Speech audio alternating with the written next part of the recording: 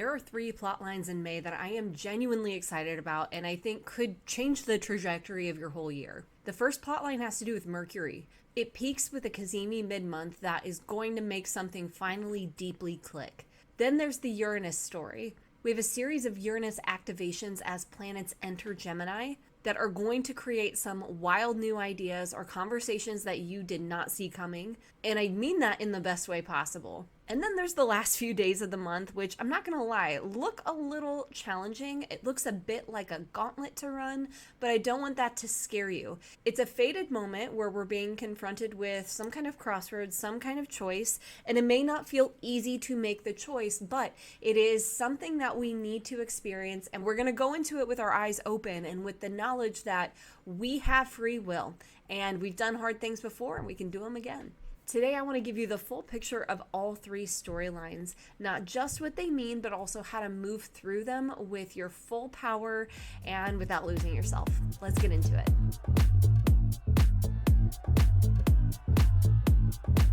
Hey everybody, welcome back. I'm Dana Solara. I'm an astrologer and spiritual coach, and I love using astrology for intentionality and co-creation. All that means is being present for what is, remembering that you're in charge, not the stars. This is like your energetic weather report for May. We tune in to find out what kind of energy is coming through so that we can be prepared. We know if we need a metaphorical umbrella or if we need metaphorical sunscreen. In understanding the kind of energetic weather we're moving through, we also get to make a choice about how we show up within that. So my forecasts are never meant to be taken as gospel for this is exactly what you should do or should not do. I'm never going to be prescriptive in that way, but I will offer invitations for how you can meet this energy, meet this moment, so that you can move through it with the most grace and intentionality and presence and joy as possible. As I said, there are 3 major plot lines in May. They are Mercury's journey, the Uranus activations, and then that crunchy fated challenge moment at the end of the month.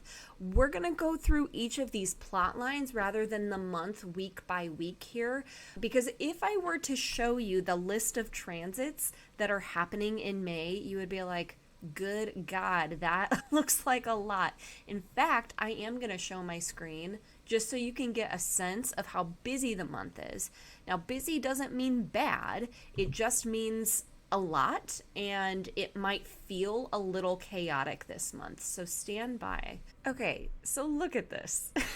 We're looking at my Notion-based Cosmic Witch Astrology Almanac. This is something I make every year in Notion, just an astrology calendar that has all of the transits pre-built. You can see transit type, degree, and zodiac. I add my notes to the focus transits, and then each page functions as a journal page as well. So I think it's pretty cool. But what I'm trying to show you now is just the sheer amount of shit going down this month. This is a lot. If you have no context for what's a lot or what's not in a month, I will tell you this is a lot. Just the week of May 17th through 23rd alone, we've got 1, 2, 3, 4, 5, 6, 7, 8, 9, like 10 plus transits. It's nuts. And so there's a lot happening, and that, again, in and of itself can make it feel like just a busy time of year, a little more hectic, a little more going on. And for that reason, I actually don't think it's a great idea for me to run through week by week. I think what makes more sense is to talk to you guys about each of these plot lines. So let's get started with Mercury, shall we?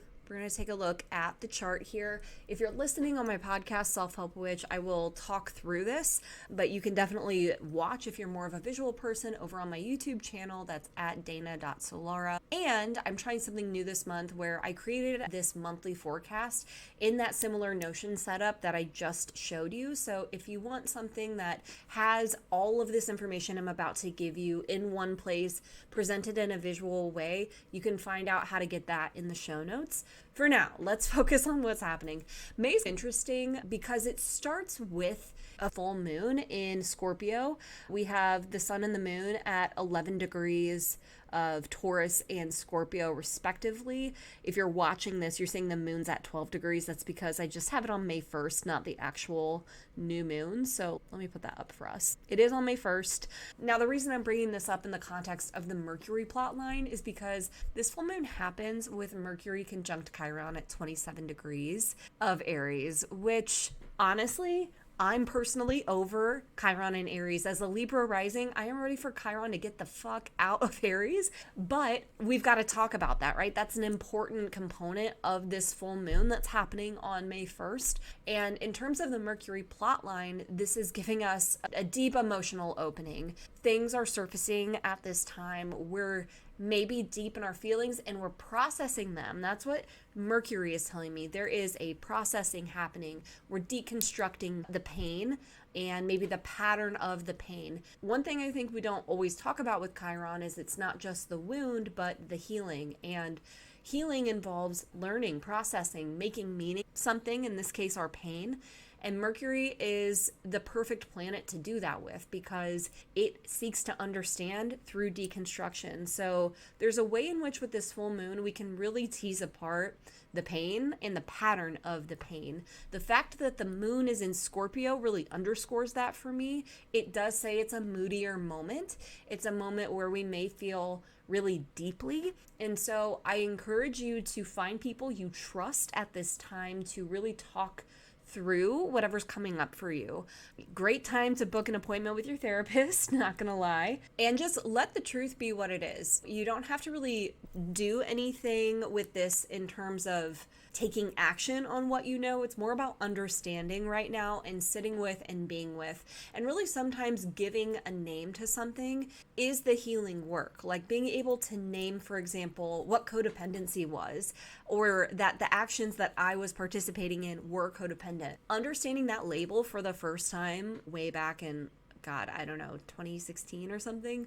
That was life-changing for me, truly. So it's something like that's coming up around May 1st. Make some time and space to sit with your feelings and process by giving language to them. Great time for journaling as well. And that's all on May 1st, by the way. We're kicking off the month with a bang. Now on May 2nd, Mercury is going to enter Taurus. That's happening on May 2nd at 9:57 p.m. So we're slowing down a little bit more with our ideas, with our thoughts, with our communications. We're getting a little more stable and grounded. We're getting a little more embodied with it. Now, what's interesting, though, is we have a mutual reception between Mercury and Venus. Mutual reception is an astrology term for when planets that rule a sign are in each other's places or houses. So in this case, Mercury rules Gemini and Venus rules Taurus. And you can see that Mercury is in Taurus, Venus's sign, and Venus is in Gemini, Mercury's sign. What that means is that these planets can help each other out, that they can give each other a little more resource, and it gives them a little boost. The zodiac sign that the planet is in is always going to modulate or influence the energy of the planet. But in this case, we might notice that even more because these planets, Venus and Mercury, are in mutual reception, which is all to say that this transit of Mercury in Taurus is really about understanding things through our somatic intelligence, being able to arrive at the articulation of something first through the feeling. Like the feeling and the bodily experience, the felt sense, is the way to understanding it on an intellectual level. So it's a really good time to be connecting more deeply with your body and with how your feelings and just your responses to things, how they show up in the body first. I think we get so used to living in the mind that we can really bypass the intelligence of our bodies. So it's a good time to get back in touch with that part of your intelligence because it truly is an intelligence. Not too long after Mercury enters Taurus, it will square Pluto in Aquarius. This is a bit of an obsessive deep dive, perhaps. It gave me the image of that thing where you're looking for something and you're like, I know it's in this drawer. I put it in this drawer, but the drawer is chock full of a bunch of other shit. And so you go digging through the drawer. You might get angry. You rip the drawer out. You dump it out. And then by the time you calm down, you've ripped apart the whole room looking for this thing. That's the vibe of Mercury square Pluto. It is very quick because Mercury is moving quickly at this time, but it's a good time to remember that anything you're trying to figure out at this time could take on an obsessive quality. This could also be an argument with the power struggle involved. I say argument because we're talking about a square, and squares are of the nature of Mars, and Mars can be aggressive and not afraid of conflict. And Pluto is always about power on some level. It's definitely like this excavation and kind of catharsis energy as well. So there is potential for a productive struggle here, but it may involve a clash of ideas to get us there. So if you find yourself in that predicament, and I hope you don't, but if you do, remember that the goal is like probably not to be right, but to be heard or arrive at a consensus. It's really easy to get caught up in wanting to be right. But yeah, I think there's definitely a potential for a conflict in and around May 5th. So just pay attention to that. I find it interesting too that Pluto is just about to station right before this square. Pluto stations retrograde on May 6th. Pluto will be retrograde for a while till October 15th, and frankly, I doubt we'll really notice a whole lot.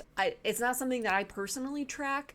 The days that planets station are days that we might notice things a little bit more. So it's a good time to, number one, reflect on the Pluto direct stretch of time. Let me get you those dates really quick. Pluto. Last year, Pluto stationed direct October 13th. So from October 13th, 2025 to May 6th, what has progressed in terms of Plutonian significations, depth, unearthing, transformation, death and rebirth, power struggles, secrets? What of those topics have manifested in the house that Aquarius occupies in your chart? So if you're in Aquarius rising, that's your first house, that's your identity. What of those Plutonian significations have shown up through the lens of your identity, your self-concept, how you present yourself to the world, whether that's through your personality, your physical appearance, etc. So it's a good moment for reflection on May 6th when Pluto stations retrograde.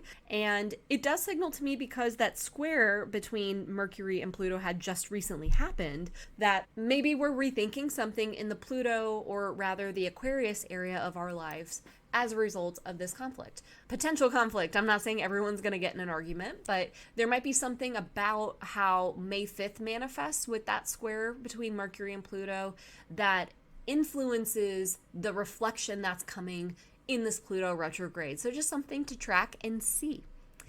Now, the next piece in our Mercury plotline happens on May 12th. This is where I get personally really excited, because the first thing that'll happen is Mercury sextile Jupiter. Mercury is still in Taurus and will sextile Jupiter in Cancer at around 20 degrees. I love this as a moment of things clicking and coming together. We're talking about a sextile, which is harmony. I always picture like Two of Cups, a handshake moment. And this is like just making the big picture and the details come together in a way that makes a lot of sense. Things are just working out in terms of our ideas, the way we understand things. Jupiter is your beliefs, your values, it's the big picture, it's growth and expansion, it's your ideals, your philosophy. So those really grand systems that we have, the big picture vision, and Mercury is the details. It's the analysis. It's, again, the inventiveness, the deconstruction, the communication, the words. If we were to compare Jupiter and Mercury to writing an essay, which, like, clearly the English teacher in me, like, that's where I go. Not just metaphors, but talking about writing. Jupiter is like the outline. It's the big picture structure of the essay. And Mercury is like the sentence level word choices and really finessing your words through the lens of what kind of tone you want to have. And so you can see the difference there. But when those two energies are working together, we get the best of both worlds. And Venus is still in Gemini, so Mercury's got that added boost because he's in Venus's sign, and Jupiter is still exalted. So this is good stuff. And this is happening on May 12th. And then we get a Mercury Cazimi. That happens on May 14th. Let me put that up on the calendar for us. That Cazimi is coming through at 23 degrees Taurus. Venus is still in Gemini, so Mercury still has that Venusian boost, And then, of course, a Cazimi is when the sun and Mercury are in the same place in the sky. This is a special condition when a planet conjoins the sun. That's what a Cazimi is when any planet conjoins the sun. And that planet was said to be at the heart of the sun. The sun represented kings and rulers and authority figures. So it's as if that planet has a special privilege and power at this time. And the way that we interpret that with Mercury is it's a moment of clarity. It's a breakthrough moment where we suddenly understand things on a deeper level. So again, I'm going back to the idea of Taurus and Venus, this being a really embodied zodiac sign. It's fixed Earth. It's a lot about the present moment and tuning into right now. So May 14th is a really great moment to take some time and space to tune into how things feel in your body. You could sit with your life as it is right now, or an area of life where you'd like to, have a little more clarity, and think about and envision in your mind's eye what life is like right now. Play out that area of your life. For example, if it's your job, envision you doing your job and going through your daily work, and see how that sits with you in your body. What physical sensations come up? That is a path to very profound clarity at this time. So highly recommend that around May 14th. Then things really pick up, guys, because May 17th, Mercury will enter Gemini. Now, this is a big deal for several reasons. The first is this is Mercury's home sign, Mercury's diurnal or daytime masculine home sign. So that means Mercury is very strong. Mercury was already getting a little boost in Taurus just because of that mutual reception, but now Mercury is in its own home sign. So our communications, our ideas, our ability to articulate, to disseminate, to dissect, also to just play and have a good time is amplified at this time. The other reason that this is a big deal and why it's a bigger deal than normal is because Mercury will very quickly conjoin Uranus. And this is actually the first activation other than the moon of Uranus and Gemini, the first conjunction that we'll have that's not from the moon. I'm going to talk more about this signature in the Uranus plot line, but know that this is happening on May 17th as well. So the same day Mercury enters Gemini, it will conjoin Uranus. The last piece to our Mercury plotline happens a little bit later at the end of the month on the 31st,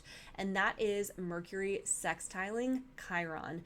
I think this is really fascinating because May began with Mercury conjunct Chiron, and we end the month with, again, a harmonious relationship, a working together between Mercury and Chiron right as Mercury is leaving its home sign. So it feels a little bit full circle to me. There's some words that are inherently healing, ideas that are clarifying and relieving, and feel like that alchemical process when you can name something and it just releases something in the naming alone. Just by understanding what it is, it creates a separateness from you and the thing. So I feel like there's something like that happening here that might be building on what was happening May 1st and clarifying that. It's fascinating to me too that Mercury will enter Cancer, where both benefics currently are at this time. It gives me the sense that there is more clarification, more healing to come through our ideas and our words and what we're speaking into existence right now. So that's the Mercury plotline, and it's very exciting. I think the arguably bigger plotline of the month, just because it's more rare, is the Uranus activation. So let's go through these one by one. I actually want to back it up to the new moon that we're getting in the middle of the month. So let's take a look at that, because that's kind of where this story begins. On May 16th, the day before Mercury conjoins Uranus. On May 16th, we have a new moon in Taurus. It's at 25 degrees Taurus. Mercury is at 28 Taurus. For all intents and purposes, Mercury is conjunct this new moon, which makes it even more powerful when it's going to conjoin Uranus. More on that in a second. I promise I'm getting there. So we still have that mutual reception I was talking about earlier in effect.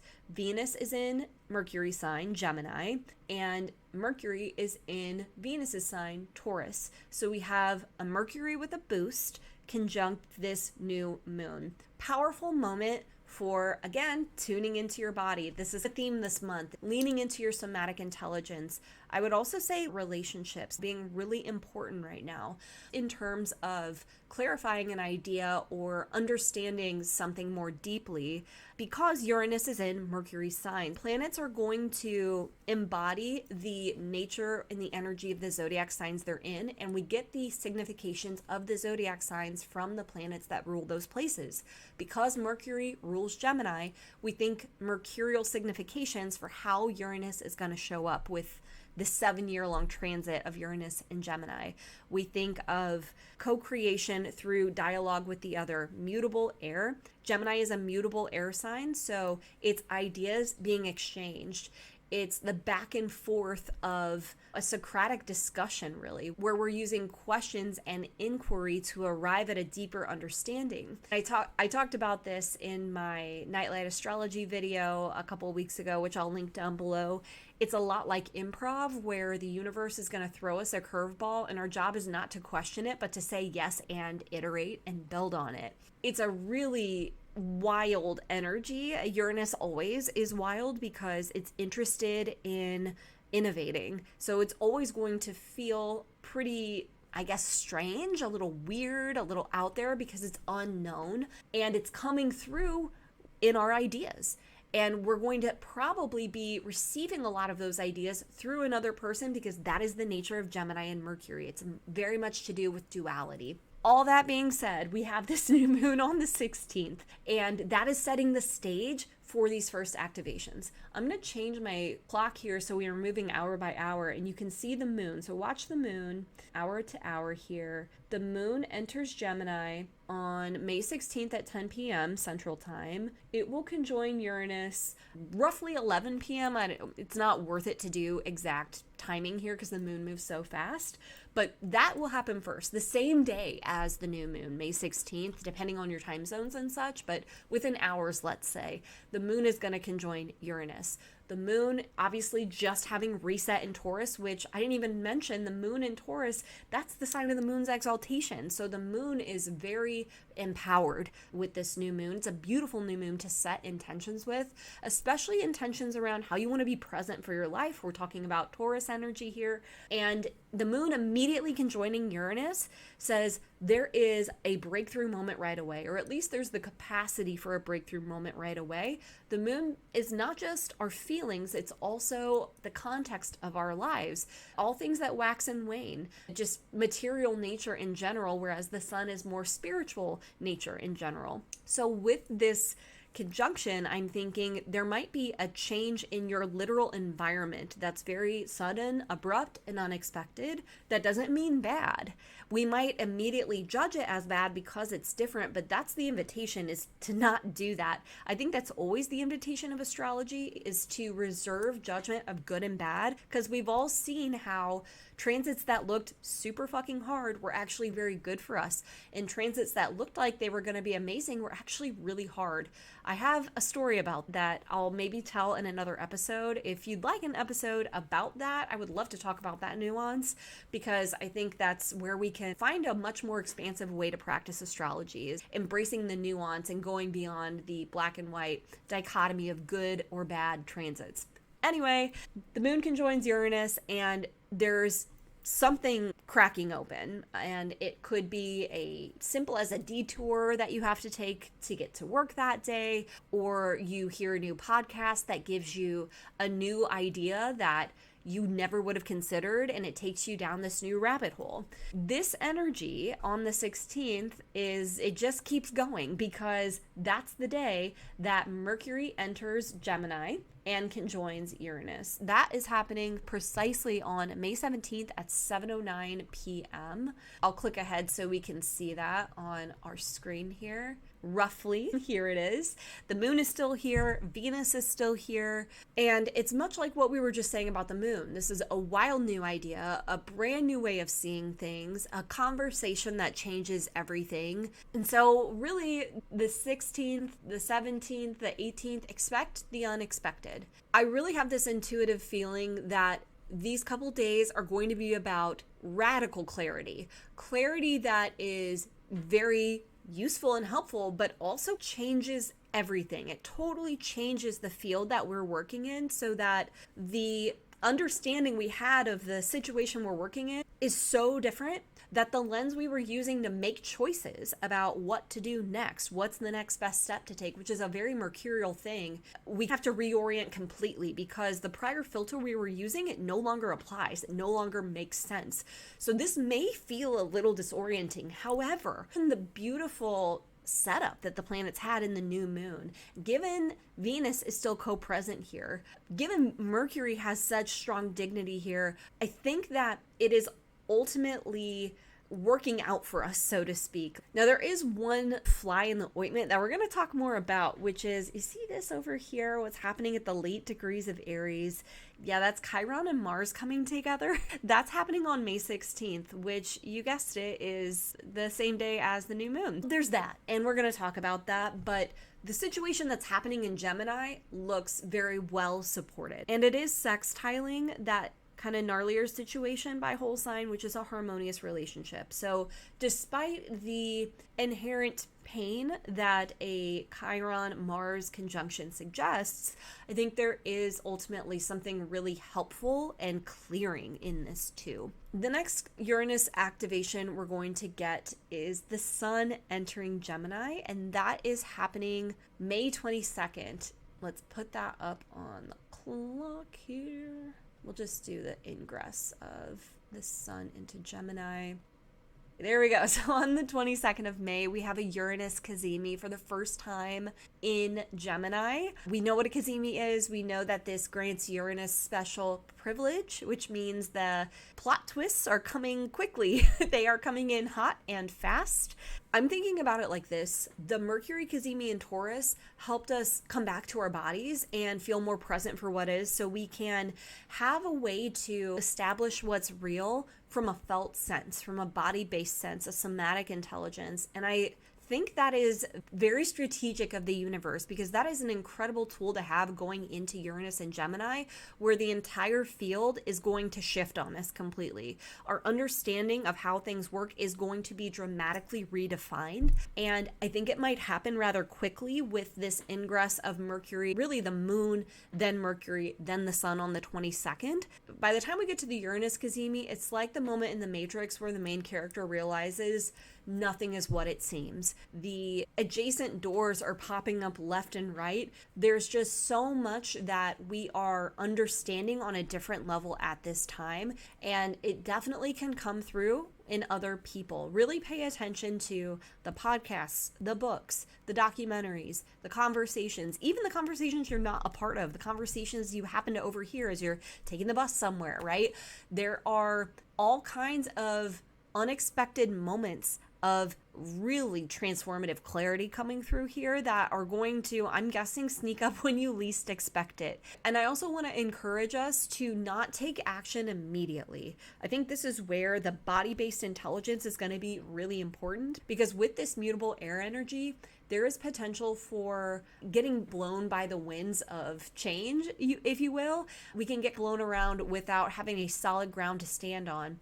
So the Taurus energy that we had going into this moment is really beneficial to tap into, to remember how it feels to feel truth in your body and let that be your barometer for how to move forward, and to not metaphorically cut your bangs all the way to the top of your forehead, meaning don't take full-blown action. Don't commit to an idea that you just came up with, because not every idea is going to be a good one. Not every radical new route that you could take is a route that you should take. So don't feel like you have to immediately act on everything that's happening, because you might feel that way. That shadow of Gemini can be a little impulsive, especially with Uranus here. So we want to slow our roll a little bit, and we want to actually take the time to think through these new ideas. One thing I have to say about this before we move on is happening at the same time is Venus square Neptune. Venus will be at the early degrees, about 3 degrees of Cancer, when it squares Neptune in Aries, and this feels real foggy. It's interesting that it's the same day as the Uranus Cazimi, because it creates a really contrasting energy. With the Uranus Cazimi, it's like radical clarity, and with Venus square Neptune, it's like the haze of a hangover. It's really hard to know what's what. It's very foggy with that square. When I think of Venus square Neptune, the first image that comes to mind is eloping with somebody that you met a week ago on a dating app, especially combined with this Uranus energy. Not a great day to get a tattoo. Not a great day to buy a really expensive piece of art. It's just important that we discern inspiration from illusion right now, and that might be hard in this moment. So let the clarity come, let the insights and the downloads come. Just don't take drastic, unreversible action at this time. Okay, so we are ready to talk about the crunchier moments of the month. And again, I'm telling you this because we want to go into it with eyes open. I happen to live in St. Louis, which is part of Tornado Alley, unfortunately, and I fucking hate tornadoes. I hate dealing with the fear of whether or not my house is going to get blown over. And I've had to change my attitude on this because I live here. And I've started thinking it's better for me to know so that I can be prepared and I can take action, because I can't control if a tornado is going to come. You can't control, and I can't control if we're going to get challenging transits. And the fact is, we are getting challenging transits. They're never going away because that's just the nature of life. There are hard times in life.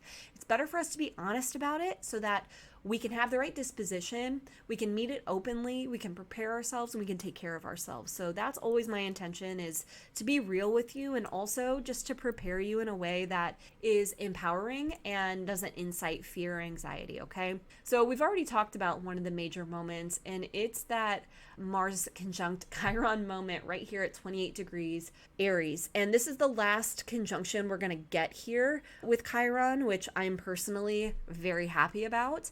Again, this is happening alongside the new moon in Taurus, which looks so beautiful, but this is a challenging moment. So I think about it like pouring saline in a wound. The very first image I got when I sat with this Mars Chiron situation is a nurse on a battlefield, and she's tending to a soldier with a gash in his arm and pouring saline, just cleaning it out, clearing it out. And that's a lot of what Mars is. Mars is cutting, but it also can be like clearing things out. And we know that Chiron is healing. Chiron is the saline in this image. So there's something that's really helpful here. I also thought of it as the hero refusing to play the victim anymore. There's a little bit of accountability that's really courageous in this, and owning your part. Most of you know I teach high school English, and in my American Lit classroom, we're reading Song of Solomon by Toni Morrison, which is a coming of age tale story. Tale is a weird word, whatever. Anyway, it's a coming of age story, and the protagonist is selfish,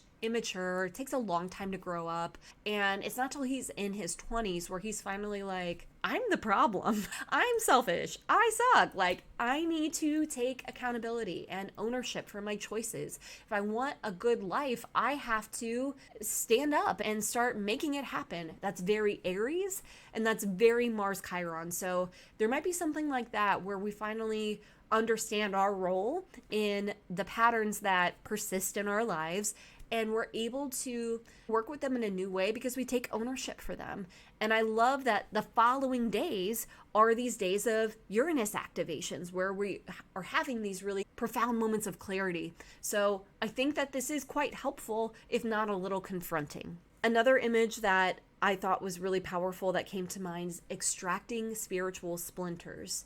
Because when we own our role in something, we stop perpetuating the pain ourselves, and we stop misplacing the responsibility by projecting it onto other people. Not that other people aren't involved or shouldn't be held accountable, but there are often times where we pretend that we're not participating at all. We project our behavior onto other people, and that makes it really difficult, if not impossible, for us to actually do things differently or remove that spiritual splinter. So this is a moment where we can do that. And I think the fact that it happens alongside the new moon is very powerful. It gives us an opportunity to set intentions around healing, embodiment, the wisdom to know when we are a part of the problem. So very powerful opportunity for healing around the new moon with this. The next tough thing is happening on May 25th, and this is a square between the sun and the nodes of fate, the north and south node.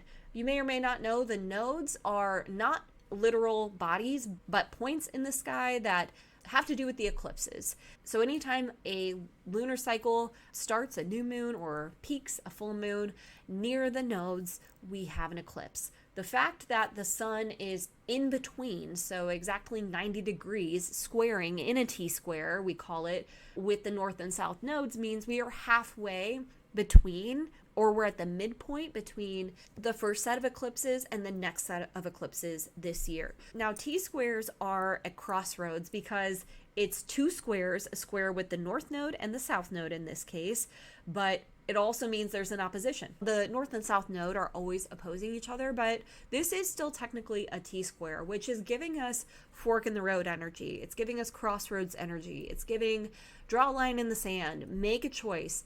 I want you to think back to the eclipses. These happened at the end of February and the beginning of March. They were in Aquarius and Pisces. Think about what has happened since then that seems to be connected to the eclipses. In what ways did the significations of the eclipses manifest in your life between then and now? You might be seeing around the 25th that there's some kind of choice to make.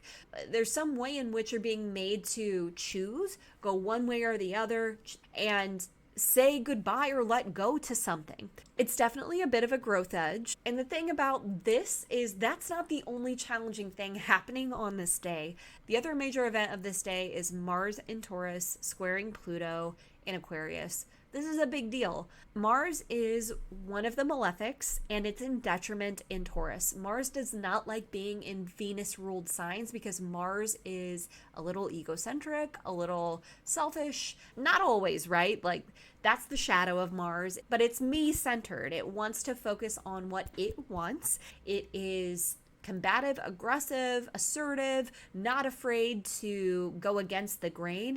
And of course, Venus wants none of that. Venus wants harmony and beauty and peace and comfort. So this is a challenging place for Mars to be. This can manifest as just passive aggressiveness and people not saying what they mean, beating around the bush in a way that creates friction. You might also feel like you're not getting what you want at this time, like you have to cater to other people before you can have what you need.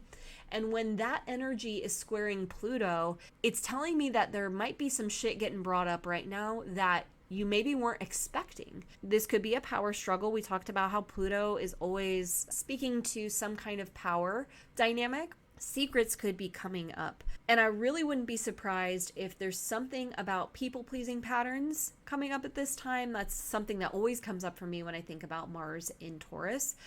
And it also reminds me of my favorite movie, Black Swan, where Natalie Portman is fighting herself in the mirror and her suppressed, wild version of herself that's trying to come through is choking out the perfectionist version of her, saying, "It's my turn." That is the vibe with this square. It's this resentment that you've suppressed. I'm thinking about Pluto here coming to the surface, Mars and Taurus, because you're fucking tired of putting other people first. This might be super specific, but I think you can take that general idea and apply it to the energy of the moment. We've got the T-square with the sun and the nodes saying there's a choice to be made. And then we've got yet another square with Mars and Pluto saying, I am not okay with how things are going right now. I don't like this. I'm not getting my way. I'm tired of it and I don't know what to do about it. And I might explode because it's pissing me off that much. It's really important to have an outlet for your anger around this time. And I would say preventative measures of good communication. When you're not happy with something, speak up early and often. And you can do that in a way that's tactful and respectful of what other people need too. It is a moment where I think we're all going to have to keep it real without being an asshole. Because if we don't keep it real, this signature, this square between Mars and Pluto says it's gonna come up. Whether you want it to or not, I think this energy will force our hand to bring up the burdens that we're tired of sitting with on our own, that we're tired of quietly dealing with so that other people can be comfortable. If and when things start bubbling to the surface prior to May 25th, speak up, because I think that could make this process go a lot more smoothly. On May 28th, just a few days later, Venus squares Saturn. That's Venus in Cancer squaring Saturn in Aries. That feels like a real desire to connect and find beauty. I'm thinking about Venus in Cancer, but there's something hard we have to deal with. There's a coldness there. There's a desire to want to be hugged and well received and feel connected and cared for, but someone or something is simply not able to give you what you need. I could see this being an old way of coping no longer working, thinking about Saturn in Aries indicating old structures and systems failing, and Venus in Cancer really wanting that nurturing love and connection and seeking it out, but finding that there's only coldness where that love once existed. So there's a challenge here, and I really encourage you to find your people around this time. Have a list of things that are comforting to you that you can do without anybody else, or that you know you can go to if this energy feels really challenging and makes you feel alone. Have things you can do that feel nurturing and restorative to you, and don't be afraid to take some time to go do them. And so that is the month, you guys. That is May. It's packed to the gills. There's so much happening, but I want you to remember those 3 major plot lines: Mercury's movements through Taurus and Gemini, the Uranus activations, and then the end of the month, really like the 23rd through the 29th. It gets a little crunchy. We're going to stay really present. We're going to tune into our bodies. We're not going to make any rash decisions, and we're going to be very kind to ourselves and proactive in our communication. I hope this was helpful. I would love for you to ask any questions you have in the comments. If you enjoyed this video, hype it up. You can push a little like button, the hype button. You can subscribe so you don't miss my weekly Sunday videos. Let me know what questions you have. You can get those free resources in the show notes. And until next time, I wish you a lovely, incredible, insightful, enlivening month of May. I'll see you next time.